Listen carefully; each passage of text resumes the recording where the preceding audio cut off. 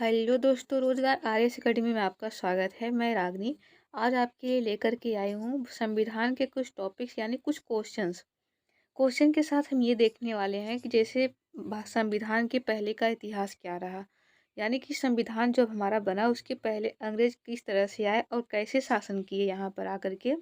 और देखा जाए तो अंग्रेज हमारे यहाँ क्यों आए थे, तो ये व्यापार करने के लिए आए थे। और उसके पहले कौन आया था? पुर्तगाली लोग आए थे। तो देखते हैं इसके बारे में हम। आपके सामने एक इमेज दिख रही होगी। ये इमेज किसकी है? वास्को डी गामा की। ये इमेज वास्को डी गामा की है और माना जाता है कि इंडिया की खोज इन्होंने ही की। लेकिन ऐसा नहीं है। इंडिया की खोज, इंडिया कोई मतलब कोई डिब्बे में या कहीं गुम थोड़ी न था जो ये खोज किए। ये बस अपने यहाँ पुर्तगाल से इंडिया तक आने की ये रास्ता मतलब समुद्र का रास्ता खोजे थे। वहाँ से जब निकले थे तो लोग उन्हें, यानी कि कहीं से आप निकलेंगे कोई चीज़ पता करने के लिए, लोग यही कहेंगे जाओ इसको ढूंढ निकालो। तो वैसे ये वास्को डी गामा अपने यहाँ से निकला था, क्या ढूंढने के लिए? इंडिया। जब आकर के इसे इंडिया मिलती है तब ये कहा गया कि भाई इन्होंने इंडिया को खोज लिया, न कि इंडिया की खोज की। तो देखते हैं ये प्रक्रिया किस तरह से हो रही है। आपको यहाँ पे इंडिया दिख रहा होगा, ये हमारा इंडिया है और यहाँ पे पुर्तगाल है। इसके पीछे की कहानी ये होती है कि यहाँ पे जब अरब अरब से लोग आते थे इंडिया में, यहाँ से मसाला ले जाते थे। फिर ये ले जा कर के व्यापार करते थे। व्यापार में ये जो पुर्तगाल वाले थे ये लोग भी आते थे, मसाला ले जाते थे। कहाँ से? अरब वालों से, जो कि ये हाई रेट पे बेच देते थे। ज़्यादा मुनाफा पे ये बेच देते थे। किसको? पुर्तगालियों को, आसपास अपने पड़ोसी देशों को। तो ये चीज़ जब इन लोगों को पता चले कि जो मेन ब्रांच यहाँ से मसाला आ रहा है वो कहाँ से आ रहा है? इंडिया से। तो जो पुर्तगाली थे वो भी इंडिया आने की कोशिश कर रहे थे। तो इन लोगों के बीच लड़ाई हो गई, अरब वालों के बीच और यूरोप वालों की। तो ये जो आने जाने का रास्ता है इंडिया का, इन्होंने बंद कर दिया। उसके बाद ये लोग यही ढूंढने में निकले कि ये रास्ता तो बंद हो गया, फिर एक रास्ता बचता है समुद्र का रास्ता। यहाँ से हमें इंडिया पहुँचना है, लेकिन समुद्र का रास्ता इन लोगों को पता नहीं था। पुर्तगाल का रहने वाला वाफोलोमिया डियाज इन्होंने कहा कि हम इंडिया को ढूंढ निकालेंगे, हम इंडिया ढूंढने के लिए जा रहे हैं। तो ये यहाँ से निकला, यह अफ्रीका तक यहाँ तक पहुँचता है। फिर उसके बाद इसे लगता है कि इंडिया हमें नहीं मिल रहा है, अब यहाँ पर पानी ही है, समुद्र है, पानी पानी दिख रहा है। तो ये फिर क्या करता है? वापस चला जाता है। कहाँ चला जाता है? वापस ही चला जाता है पुर्तगाल। उसके बाद बगल में स्पेन का रहने वाला एक था कोलंबस, वो बोला कि भाई हम इंडिया को ढूंढने निकल रहे हैं, हम इंडिया को ढूंढेंगे। वो इंडिया ढूंढते ढूंढते कहाँ चला जाता है? यहाँ यहाँ पे आकर के शोर मचाता है कि हमें इंडिया मिल गया। जब लोगों को ये पता होता है कि भाई हम मसाला हमें चाहिए था, यहाँ पर तो मसाला है नहीं, फिर ये लोग फिर से निकलते हैं। उसके बाद फिर पुर्तगाल से निकलता है Vasco D gamma. Vasco D gamma यहाँ तक तो मान लो यहाँ ये लोग ढूंढ चुके थे। फिर ये सोचा कि हम यहाँ तक पहुँचते हैं, यहाँ पे अफ्रीका में, यहाँ से हम पहुँच करके देखेंगे कि भाई इंडिया कहाँ है। तो इंडिया को खोजते खोजते कि यहाँ पे पहुँचे अफ्रीका में। तो कुछ लोगों का मतलब कहना था, उसे कहीं न कहीं यानी कि वास्को डी गामा को कहीं न कहीं से ये पता चला कि जो इंडिया वाले हैं उनकी आँखों में अगर देखेंगे हम, तुरंत पूछ लेंगे कि क्या बात है भाई? क्यों देख रहे हो? कोई बात है क्या? तो वो आकर के अफ्रीका में लोगों की आँखों में देखना चालू किया। वो सोचा अगर कोई इंडिया का होगा तो हमें पता चल जाएगा। तो आकर के यहाँ पर इंडिया में गुजरात से आए थे कौन? अब्दुल मजीद। जो अब्दुल मजीद था ये यहाँ आया था कपड़े का व्यापार करने के लिए, और इधर से वास्को डी गामा आया है। दोनों की मुलाकात होती है। जब ये सबकी आंखों में देख रहा था तो वहाँ पे कुछ लोग कहते थे कि ये पागल है, लेकिन जब वो अब्दुल मजीद की आंखों में देखा तो उन्होंने तुरंत पूछ लिया कि क्या बात है भाई, कोई बात है क्या? वो तुरंत पकड़ लिया कि भाई शायद ये इंडिया का है, तुझसे पूछा होगा। जब उसे पता चला कि ये इंडिया का है, उसे ये पूछा कि भाई हमें तुम इंडिया का रास्ता बता दो। तो अब्दुल जो मजीद था वो बोला कि भाई इंडिया यहाँ से सीधा आपको इसी साइड में जाना होगा। तो ये जाकर के कुछ दूर देखता है, चारों तरफ से पानी दिखाई देता है, इसे लगता है कि ये झूठ बोल रहा है। फिर उसके बाद जो वास्को डी गामा था उसे लगा कि ये झूठ बोल रहा है, ये वापस आने की कोशिश करता है। फिर उसे शाम के टाइम दिखता है कि कुछ पक्षी यहाँ से उड़ करके इस तरफ जा रहे हैं। तो जाहिर सी बात है, जहाँ ज़मीन का टुकड़ा होगा पक्षी शाम को उसी तरफ जाएंगे। कुछ पक्षी इधर आ रहे हैं, वो देखा तो उसे एक अंदाज़ा लग गया कि जो पृथ्वी यानी जो ज़मीन है, ज़मीन का कोई टुकड़ा इधर तो है, तभी पक्षी शाम के टाइम उड़ करके जा रहे हैं। तो इसी से एक अंदाज लगा और ये फिर यहाँ से निकल दिया अपना एक एक मोटर वाली नाव लेकर के और अपने कुछ सैनिक लेकर के ये निकल दिया। और यहाँ पे क्या पड़ता है, केरल। वो केरल में जाकर के वो पहुंचा। केरल के राजा उस समय जेमुरीन हुआ करते थे। जो जेमुरीन था, फिर उनसे मुलाकात हुई इनकी। तो फिर क्या हुआ वहाँ पे, जाहिर सी बात है, इनकी भाषा वास्को डिगामा की भाषा और इंडिया में जो केरल की भाषा थी, ये मतलब थोड़ा चेंज थी। बातचीत करने में थोड़ी सी प्रॉब्लम तो होगी ही। तो ये जो राजा यहाँ के थे, वही जाहिर सी बात है, अपनी इंडिया का नेचर ही ऐसा है, बाहर से आए हुए किसी भी व्यक्ति का यानी कि मेहमानों का बड़ी अच्छे से स्वागत करते हैं। जो राजा थे वहाँ पे जो गए था वास्को डी गामा, उनका स्वागत करते हैं, उनको खिलाते पिलाते हैं। फिर पूछते हैं कि भाई आप यहाँ तक कैसे आए, किस कार्य के लिए आए, आप अपना मतलब कार्य बताइए, आप क्यों यहाँ पे आए, कैसे आए। वास्को डी गामा जो था वो दिखाया होगा कि भाई हम यहाँ पे मसाला लेने आए हैं, मसाला का पैकेट वो दिखाया होगा कि भाई हम यहाँ पे मसाला लेने आए हैं। तो वहाँ के जो राजा थे जेमुरीन, वो क्या करते हैं, जो अपनी ये नाव लेकर के गया था मोटर वाली, वहाँ पे हमारी इंडिया में जो मोटर वाली नाव थी उस समय उतना विकसित नहीं था, वहाँ पर नहीं थी। तो लोग इंडिया वालों को ये लगता है क्या एक अजीब चीज़, मतलब जो नाव है हमारे पास लकड़ी की, वही सेम चीज़ इसके पास है, लेकिन वो मोटर से चल रही है। थोड़ा सा अट्रैक्टिव चीज़ था। और वास्को डी गामा को ये दे देता है मसाला लोड करके। फिर ये वास्को डी गामा यहाँ से वापस चला जाता है। फिर वापस कहाँ, पुर्तगाल चला जाता है। वो पुर्तगाल लेकर के पहुँचता है। वहाँ के जो लोग थे इसका बहुत ही आदर सम्मान करते हैं। भाई आपने तो इंडिया ढूंढ लिया। यहीं से लिया जाता है कि भैया इंडिया की खोज वास्को डी गामा किया, लेकिन ऐसा नहीं है, ये रास्ते की खोज किया था कि हमें इस तरह से यहाँ से ऐसे ऐसे करके जाना है। फिर उसके बाद यहाँ पे 64 गुना मुनाफा, इतने मुनाफे पे ये यहाँ पे मसाला बेचता है।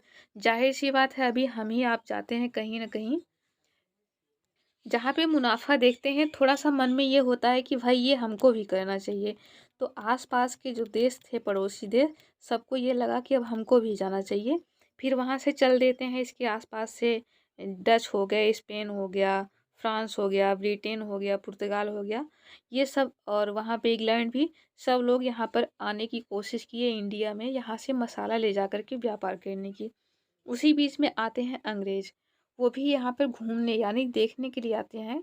ये अंग्रेज आते हैं घूमने के लिए, लेकिन जैसे हम लोग भी कहीं जाते हैं ना घूमने टहलने के लिए, तो वहाँ पे हमें जो प्रॉफिट दिखता है, तो हमें भी लगता है कि शायद ये काम हमें यहाँ कर लेना चाहिए, अच्छा प्रॉफिट रहेगा, हमें अच्छी फ़ायदा मिलेगी, अच्छी इनकम बन जाएगी। तो अंग्रेज़ों को लगा कि हमें यहाँ एक कंपनी खोल देना चाहिए, कहाँ, इंडिया में। वो घूमने आए थे, लेकिन उनके मन में ये सेट हो जाता है यहाँ पर हमें व्यापार करना चाहिए। तो आकर के ये ईस्ट इंडिया कंपनी की स्थापना करते हैं, एक कंपनी अपनी चलाते हैं ये। ईस्ट इंडिया कंपनी की जो स्थापना थी वो सन 1600 ईस्वी में हुई थी। अंग्रेज द्वारा ये ला करके यहाँ ईस्ट इंडिया कंपनी का स्थापना करते हैं। चलिए देखते हैं इसी पे हम अपना क्वेश्चन ऐसे पूछता है कि भारत में ईस्ट इंडिया कंपनी 1765 ईस्वी, 1700 ईस्वी, 1750, इसमें राइट आंसर क्या किस पे जाएगा, 1600 ईस्वी। आपका ये राइट आंसर है 1600 ईस्वी। चलिए दूसरा क्वेश्चन देखते हैं। ईस्ट इंडिया कंपनी ने भारत में अपना कार्य कहाँ से प्रारंभ किया, केरल से, पंजाब से, सूरत से, बिहार से। तो इसका राइट आंसर जाता है सूरत से। कहाँ से, सूरत से हुई है। आंग्ल भारतीय विधि संहिताओं के निर्माण एवं विकास की नींव कहाँ से प्रारंभ होती है, 1600 ईस्वी के चार्टर एक्ट से, 1726 के चार्टर एक्ट से, 1773 के रेगुलेटिंग एक्ट से, 1793 का चार्टर एक्ट। तो इसका राइट आंसर किसके साथ जाता है, 1600 ईस्वी का चार्टर एक्ट से। यह है इसका राइट आंसर। चलिए देखते हैं अगला क्वेश्चन। अगला क्वेश्चन हमारा क्या कह रहा है, महारानी एलिजाबेथ, इन्होंने ईस्ट इंडिया कंपनी की स्थापना किया था और पूर्वी 15 देशों में व्यापार करने की अनुमति दी थी। कौन? महारानी एलिजाबेथ। तो क्वेश्चन यहाँ से बनता है, महारानी एलिजाबेथ ने ईस्ट इंडिया कंपनी की स्थापना कर किसकी अध्यक्षता में पूर्वी देशों में व्यापार करने की आज्ञा प्रदान की थी? मतलब वो तो खुद 15 देशों में ये बोली थी कि हाँ, यहाँ पर 15 देशों में आप जा कर के पूर्वी देशों में व्यापार कर सकते हैं, लेकिन उस समय किसकी अध्यक्षता में? तो लॉर्ड नाथ, लॉर्ड मेयर, वर्वेल, इल्बर्ट में। ये ऑप्शन आपका राइट आंसर ये रहेगा, लॉर्ड मेयर। लॉर्ड मेयर की अध्यक्षता में महारानी एलिजाबेथ बोली थी कंपनी की स्थापना करके कि आप 15 देशों में जा कर के आप व्यापार कर सकते हैं, वो भी पूर्वी देशों में। किस अधिनियम द्वारा कंपनी में गवर्नर जनरल का पद सृजित किया गया? तो अधिनियम कौन सा था जिसमें गवर्नर जनरल का पद सृजित किया? सबसे पहले गवर्नर हुआ करते थे, उसके बाद गवर्नर जनरल, फिर उसका नाम बदल करके वायसराय रखा गया। वायसराय किसे कहा जाता है? फिर उसके बाद ये वापस आकर के प्रेजेंट टाइम में देखा जाए तो ये गवर्नर जनरल के नाम से जाना जाता है। तो यही पूछा जा रहा है कि ये किस अधिनियम के द्वारा, जो कंपनी थी ईस्ट इंडिया कंपनी, उसमें गवर्नर जनरल का पद सृजित किया जाता है। तो वो कौन सा अधिनियम? 1773, 1781, 1813, 1786। तो इसका राइट आंसर होता है 1773। 1773 अधिनियम के द्वारा। चलिए अगला क्वेश्चन देख लेते हैं। ईस्ट इंडिया कंपनी में भारत व्यापार के अधिकार को किसने समाप्त किया? वह कौन सा एक्ट था जिसके अंतर्गत ये जो अधिकार है, व्यापार का अधिकार, उसे समाप्त कर दिया गया? ऑप्शन है 1773, 1774, 1786, 1784। तो इसका राइट आंसर जाता है 1773। देखा जाए तो ये दोनों सन एक ही मिल रहा है, 1773, 1773। इसमें क्या हुआ, गवर्नर जनरल को इनका पद सृजित किया जाता है, कब पद पे रखा जाता है। उसके बाद देखा जाए तो ये जो व्यापार था भारत के बाहर, जो अधिकार समाप्त कर दिया गया, वो 1773 रेगुलेटिंग एक्ट के तहत ये समाप्त किया गया। अगला क्वेश्चन क्या कहता है, गवर्नर जनरल तथा उसके परिषद किसके प्रति उत्तरदायी थे? इंग्लैंड के, जापान के, जर्मनी के, भारत के? तो ये इंग्लैंड के प्रति उत्तरदायी थे, क्योंकि जो ईस्ट इंडिया कंपनी थी वह कहाँ की थी? इंग्लैंड की थी। तो जाहिर सी बात है वहाँ से सरकार जो करेगी उसी के प्रति काम किया जाएगा। तो यहाँ पे भले ही गवर्नर जनरल जो भी रहे होंगे, इनको किनके अनुसार चलना है? जो वहाँ की सरकार थी, यानी कि इंग्लैंड के तहत ही, मतलब उनके उत्तरदायी थी, वो जो कहेंगे वही करेंगे। अगला क्वेश्चन क्या कहता है, कोलकाता में उच्चतम न्यायालय की स्थापना किस अधिनियम द्वारा किया गया? ऑप्शन है 1793 चार्टर एक्ट, 1786 चार्टर एक्ट, 1773 के रेगुलेटिंग एक्ट द्वारा, 1784 में पिट्स इंडिया कंपनी एक्ट के द्वारा। पिट्स इंडिया एक्ट के द्वारा। तो सबसे पहले देखते हैं कि इसका राइट आंसर क्या होता है। तो इसका राइट आंसर जाता है 1773 के रेगुलेटिंग एक्ट के द्वारा बंगाल में उच्च न्यायालय की स्थापना की गई थी। अगला क्वेश्चन देखते हैं, किस अधिनियम द्वारा भारत के गवर्नर जनरल और उनकी कौशल को नियम तथा अध्यादेश जारी करने की शक्तियां प्रदान की गई? तो 1773 का रेगुलेटिंग एक्ट। भारत का प्रथम गवर्नर जनरल कौन था? Warren Hastings, Ilbert, Elijah Impey, Lord William? तो इसका राइट आंसर जाता है वारेन हेस्टिंग्स, इसका राइट आंसर है। अगला क्वेश्चन देखते हैं, ईसाई आकर के अपना धर्म का प्रचार प्रसार करना चाहते थे, तो वो 1813 का जो राजलेख था उसके अंतर्गत ये अनुमति मिल चुकी थी ये अनुमति मिल चुकी थी कि आप अपने जो आप ईसाई थे अपने धर्म का प्रचार प्रसार कर सकते हैं।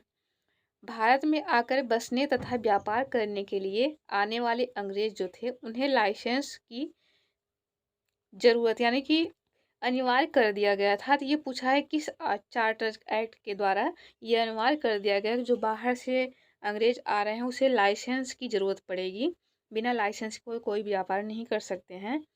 तो ऑप्शन है आपका 1886 का अधिनियम, 1881 के सेटलमेंट एक्ट, 1813 के चार्टर्स अधिनियम द्वारा, 1884 के पिट्स इंडिया एक्ट के द्वारा। तो इसका राइट आंसर किसके साथ जाता है आप लोग सोच करके बताइए। इसका राइट आंसर 1813 के चार्टर्स अधिनियम द्वारा इसका राइट आंसर है। अगला क्वेश्चन चलिए देखते हैं। 1813 के चार्टर द्वारा भारतीयों की शिक्षा पर व्यय करने के लिए कितनी राशि नियत की गई, यानी कि ये नियुक्त कर दिया गया कि जो भारत के पीछे कुछ खर्च करना यानी शिक्षा के पीछे जो राशि लगानी है वो कितनी थी, और ये कब लागू किया गया। 1813 ईस्वी में। 1 लाख रुपए, 2 लाख रुपए, 5 लाख रुपए, 4 लाख रुपए। तो इसमें राइट आंसर जाता है 1 लाख रुपए प्रति वर्ष। याद रखे रहिए पैसा कहाँ से आ रहा है। ईस्ट इंडिया कंपनी जो थी वहाँ से ये पैसा खर्च करने के लिए ये कहा गया कि आप वर्ष भर में 1 लाख रुपए, उस समय 1 लाख रुपए उस समय देखा जाए तो था, अब की अपेक्षा उस समय बहुत था, लेकिन अगर अब कह दिया जाए तो 1 लाख रुपए अब तो कुछ मायने नहीं रखता है। चलिए अगला क्वेश्चन देखते हैं। जो लोग आते थे बाहर से व्यापार करने के लिए, वो जो कंपनी थी ईस्ट इंडिया कंपनी, तो वो कंपनियों के कर्मचारियों को क्या देते थे, उपहार के रूप में कुछ न कुछ देते थे। तो उस पर भी प्रतिबंध लगा दिया गया कि कंपनी के जो कर्मचारी हैं उन्हें कोई रिश्वत उपहार नहीं लेना है। वो किसके अंतर्गत लगाया गया प्रतिबंध। 1781, 1784, 1793, 1786। तो इसका राइट आंसर जाता है 1784 पिट्स इंडिया एक्ट के द्वारा। अगला क्वेश्चन, किस अधिनियम द्वारा कंपनी के व्यापारी एवं राजनीतिक कार्यों को एक दूसरे से पृथक कर दिया गया। जैसे जो कंपनी में व्यापारी थे और राजनीतिक दोनों एक ही साथ चल रहा था, दोनों को अलग अलग कर दिया गया कि व्यापार और राजनीति दोनों एक साथ नहीं चलेगी। तो वो किस अधिनियम के द्वारा किया गया। अधिनियम 1784, 1786, 1781, 1793। तो इसका राइट आंसर किसके साथ जाता है। 1784 अधिनियम यानी कि पिट्स इंडिया एक्ट के द्वारा। और क्वेश्चन पूछा जाता है कि ईस्ट इंडिया कंपनी के व्यापार कहाँ गया।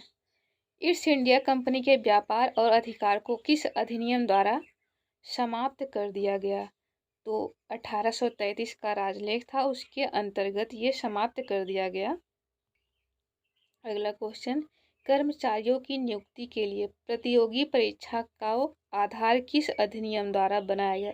यानी कि जो अधिनियम 1853 आया, 1853 के चार्टर अधिनियम द्वारा यहाँ पे ये बोला गया कि जो कर्मचारी हैं उनकी नियुक्ति परीक्षाओं के प्रति, यानी सबसे पहले वो परीक्षा देंगे उसके बाद नियुक्त किया जाएगा। यहाँ से question SSC, railway, super TET हो गया, इन सब में भी ये सब क्वेश्चन पूछे गए हैं। आरओ यारो हो गया, इस समय बार बार ये सब क्वेश्चन पूछे जा रहे हैं। संविधान में जो 22 भाग हैं, 12 अनुसूचियां हैं और अनुच्छेद हो गया, जरूरी नहीं है कि बस यहीं से क्वेश्चन पूछे जाए। उसके पहले जो ये दिया गया है इन सब से भी 1, 2 नंबर, 4 नंबर का क्वेश्चन यहाँ से ज़रूर पूछता है हर पेपर में। जहाँ भी सिलेबस में अगर संविधान से पूछ रहा है तो यहाँ से क्वेश्चन ज़रूर पूछे जा रहे हैं। फिर जो ईस्ट इंडिया कंपनी आई थी उसकी समाप्ति कहाँ पे होती है। जो 1873 का जो अधिनियम था उसके अंतर्गत इस अधिनियम द्वारा यह उपबंध किया गया कि ईस्ट इंडिया कंपनी को किसी भी समय भंग कर दिया जाएगा। जो ये कब किया गया, 1 जनवरी 1884 को ईस्ट इंडिया कंपनी को औपचारिक रूप से यानी पूरी तरह से भंग कर दिया गया, निरस्त कर दिया गया। आशा करते हैं यहाँ तक जो आपका क्वेश्चन था सारे क्वेश्चन क्लियर हो गए होंगे। उसके बाद हम देख लेते हैं कि जब आया अंग्रेज हमारे यहाँ, ये ईस्ट इंडिया कंपनी की स्थापना कर दिया। जब ये ईस्ट इंडिया कंपनी की स्थापना किया तो अपने नियम बनाया, अपने कानून बनाया और अपनी तरीके से ये पूरा अपना चला रहा था। फिर उसी बीच एक घटना घटती है, उसके बारे में चर्चा कर लेते हैं। पहले जैसे अब राज्य है ना, पहले प्रांत हुआ करते थे। प्रांतों पे इन लोग कैसे कब्जा कर रहे हैं वो हम देख लेते हैं। सबसे पहले होता है प्लासी का युद्ध। प्लासी का युद्ध अंग्रेज़ों से होता है और बंगाल और अंग्रेज़ों के बीच में होता है। ये जो प्लासी का युद्ध है वो रॉबर्ट क्लाइव और सिराजुद्दौला के बीच होता है। आप लोग खुद ही सोचिए कि अगर कोई युद्ध हो रहा है तो उसके पीछे, उसके पहले कुछ न कुछ तो वजह रही होगी। ऐसे तो है नहीं एक दूसरे से भिड़ जाएंगे कोई वजह ना हो। तो सबसे पहले ये घटना घटती है काल कोठरी की घटना। जो काल कोठरी की घटना है ये कैसे घटती है इसकी कहानी देख लेते हैं। जो काल कोठरी की घटना है इसमें क्या करते हैं, सिराजुद्दौला, अंग्रेज तो आए ही थे, अपना शासन प्रशासन ये चला ही रहे थे, अपनी कंपनी चला रहे थे। तो ये जो बंगाल के राजा, वहाँ के बंगाल के राजा जो सिराजुद्दौला थे, वो क्या करते हैं, अंग्रेज़ों को पकड़ लेते हैं। अंग्रेज़ों को पकड़ करके एक कोठरी में यानी काल कोठरी में कैद कर देते हैं। कुछ अंग्रेज़ों को पकड़ के काल कोठरी में कैद कर देते हैं और उस कोठरी में दम घुटने की वजह से कुछ लोगों की मौत हो जाती है। कुछ जो अंग्रेज़ थे मौत हो जाती है और उसी बीच में एक बच करके भाग लेता है, वो निकल लेता है। उसका क्या नाम था, उसका नाम था हालवेल। हालवेल से याद करते रहिए, मतलब जैसे आम भाषा में हम लोग कहते हैं, कोई इसका मीनिंग थोड़ी ना जो बता रहे हैं। जो आम भाषा में कहते हैं कि अगर कोई भाग रहा है तो जल्दी जल्दी से, मतलब हाल हाल से, तो वही ये जल्दी जल्दी से भाग गया। तो इस याद रखे रहिए, याद करने के लिए हम बता रहे हैं हाल हाल यानी हालवेल से। ये यहाँ से भाग लेता है, भाग करके क्लाइव के पास पहुँचता है। क्लाइव जो था उसमें कहाँ था, इंग्लैंड में। ये इंग्लैंड का नवाब ये इंग्लैंड में था। तो ये पहुंचता है क्लाइव के पास और वहाँ पे सारी स्टोरी बताता है कि वहाँ जो बंगाल में हम लोगों को इस तरह से पकड़ा गया और इतने लोग मारे गए हैं जो मर चुके हैं। तो ये फिर वहाँ से, जाहिर सी बात है, अपने देश में अगर कोई सूचना मिले कि हमारे देशवासी जो हैं वो कहीं पे फंसे हुए हैं तो जाहिर सी बात है हम लोग निकल पड़ेंगे। तो वैसे ही क्लाइव अपनी सेना लेकर के निकल जाता है वहाँ से। लेकिन क्लाइव के पास 300 सेना थी और यहाँ सिराजुद्दौला जो था बंगाल में, उसके पास 2000 सेना थी। ये जब यहाँ पहुँचता है अपनी 300 सेना ले करके, तो इसे पता चलता है कि इसके पास मेरे से ज़्यादा सेना है। किसके पास, सिराजुद्दौला। यानी जब बंगाल में पहुँचता है तो ये पता लगाता है कि इसके पास सेना ज़्यादा है। तो ये फिर एक चाल चल देता है। चाल क्या थी इसमें, जो सिराजुद्दौला था उसके सेनापति जो थे मीर जाफ़र, क्लाइव आ करके मीर जाफ़र से ये दोस्ती कर लेता है। दोस्ती कर लेता है और ये इनको बोल देता है कि जब हम आक्रमण करेंगे तो आप अपने सेनाओं को, जो सेनापति था मीर जाफ़र, उससे बात करता है कि जो जब हम लड़ाई करेंगे आप अपनी सेना को भेजिएगा मत, आदेश मत दीजिएगा कि हमसे लड़ें, और हम सिराजुद्दौला को मारेंगे और तुम्हें गद्दी दे देंगे उसकी। तो ये क्या किया, गद्दी के चक्कर में, उसकी चाहत में ये गद्दारी कर जाता है। आप खुद ही सोचिए, जो सेना के जो सेनापति थे, अगर वो आदेश नहीं दिए, कोई सूचना नहीं दिए कि यहाँ पे युद्ध होने वाला है, तो कोई सेना कैसे कार्य करेगी। तो इसमें सिराजुद्दौला मारा गया। जाहिर सी बात है, जब सपोर्ट नहीं मिलेगा, जो इसकी सेना थी वो नहीं लड़ी, तो ये सिराजुद्दौला इसमें मारा गया, इसकी मृत्यु हो गई। इसकी जगह पे बैठा दिया गया किसको, सेनापति मीर जाफ़र को। इसको गद्दी मिल गई और एक तरह का ये कठपुतली राजा बन चुका था। ये जो क्लाइव ऐसा क्यों किया, इसका पूरा मकसद था, जब हम अपने तरीके से, ये चाहता तो अपने आदमियों को भी बैठा सकता, लेकिन इसे पता था कि अगर हम बंगाल में अपने आदमी को बैठाएंगे तो जो बंगाल की जनता है तो वो तो ऐसे ही मार डालेगी। तो ये इन्हीं के बीच से एक आदमी चुन लिया, जो सेनापति था, उसे गद्दी पर बैठा दिया। और इसको ये भी पता था कि अगर हम गद्दी दिलाएंगे मीर जाफ़र को तो जो हम कहेंगे, क्लाइव यही सोचा कि जो हम कहेंगे मीर जाफ़र वही करेगा। जाहिर सी बात है, उसी की वजह से कुर्सी मिली है, उसे गद्दी मिली है। तो ये अपने तरीके से उसे नचाने लगा। लेकिन कुछ दिनों के बाद उसके बाद ये गद्दी मिल जाती है मीर कासिम की। ये तो पूरी हिस्ट्री की बात हो गई, लेकिन मेरे बताने का मकसद यही था कि जो अंग्रेज़ था वो किस तरह से चालाकी कर करके हमारे यहाँ जितने राजा महाराजा थे और जितने नवाब थे उनको अपने अंदर में ले करके अपने तरीक़ों से कार्य करवाया और लास्ट में उन्हें कठपुतली बना करके, यानी कि अपने तरीके से चला चला करके जिस प्रांत को राजा वो नवाब था वो जो खुद चला रहा था, अब वो चलने लगा किसके ज़रिए? अंग्रेज़ों के ज़रिए। जो अंग्रेज़ चाहता था वही करता था, वही करवाते थे लोग। और ये अंग्रेज़ लोग एक तरीके से लालच दे दे करके ऐसे हर एक प्रांतों पे अपना कब्ज़ा बनाते चले गए और अपने नियम कानून अपने लगाते चले गए वो लोग। उसके बाद एक युद्ध होता है जिसमें अंग्रेज़ों को भारत से बाहर करने के लिए एक युद्ध होता है जो असफल रहा। इस पे क्या हुआ कि जो हेक्टर मुनरो, ये क्लाइव की जगह एक हेक्टर मुनरो था, उनसे 3 लोगों से युद्ध होता है, लेकिन हेक्टर मुनरो जो था वो जीत जाता है। अंग्रेज को भगाने में सभी लोग नाकामयाब रहे, यानी कि असफल रहे। ये जो बक्सर का युद्ध था ये 1764 में हुआ था, 1764 में। अगर हमारी वीडियो आप लोगों को पसंद आई हो तो लाइक, सब्सक्राइब और शेयर करें। मिलते हैं अगली वीडियो में, तब तक के लिए जय हिंद।